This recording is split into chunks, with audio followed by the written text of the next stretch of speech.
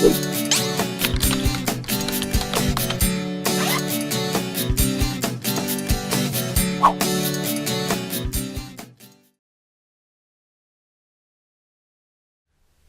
so thanks for joining me on the first video. As you can see behind me, I have this cartoon background, and that's typically not the way I work, believe it or not. So what I'd like to do is turn that off, and we will take the camera and we'll go upstairs to my office. I'll walk you upstairs and we'll get down to business and start talking about the key components to a successful, comprehensive web strategy that every small business owner should understand before they hire help to help them either design or market their website, okay? So I'll grab the camera, I'll be with you in 1 second. Thanks. Okay, so now we're emerging from my garage, which has actually doubled as a studio the last couple weeks. Let me stop and say hello to my little coworker right there. My wife has been pretty disturbed by the fact that I've taken that over and made it into a studio, but I need to film some of these videos, in particular the last intro video that you just saw. And so now we're going to go upstairs into my office, where I've been lucky enough to work at home the last 6 years or so. And the first thing I want to point out to you is this little guy. My favorite piece of artwork that was done by my 3-year-old. And also my boss man. And this is the guy called the Boss Man. He's a statue in Italy that we saw in Florence. I took a picture from underneath his chin and looked up at him and snapped it. And now he watches over me as I work on a day in, day out basis. So I'm going to turn this camera off right now, set it up on a tripod, and let's get down to business. Okay, great. So thanks for joining me. Let's talk about the 3 videos I'm going to record. I'm going to keep them all very short because I know you're a busy business owner and you certainly don't have time to listen to me babble all day long. So let's talk about the first item, which is how to structure your website. Now, structuring your website is so important because it's really a strategic asset for your business. And here's the problem that I see so often with new businesses especially, is that their website becomes an item on a list of to-dos.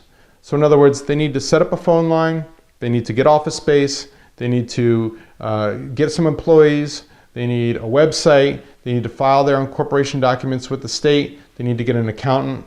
So it gets lost in a long list of to-dos and becomes almost an afterthought. And they're spending the money to develop a website that at the end of the day will not really do anything for them. It's not set up with a strategy in mind to profit. And you're going to spend hundreds or thousands. Heck, I have a friend that spent $20,000 on his corporate website. Now, you got to have a return on investment on that kind of money. I don't care if you're spending $500 or $50,000. There's got to be a return on investment. So here are the 2 things you need to focus on when structuring and designing a website before there's one page is built. The first thing is, where's the traffic coming from? Every business is different.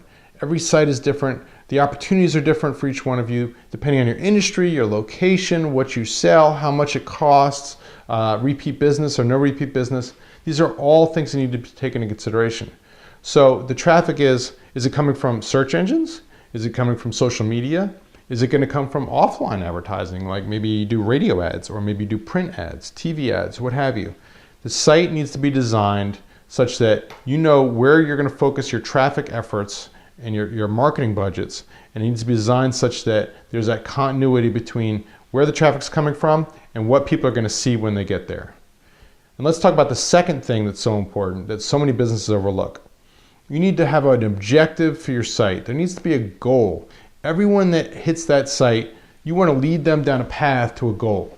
Now maybe the goal is to buy directly from you off that website. Maybe the goal is to generate leads for your business or your service. Maybe the goal is to build a database so you can continually communicate with these people and build loyalty over time.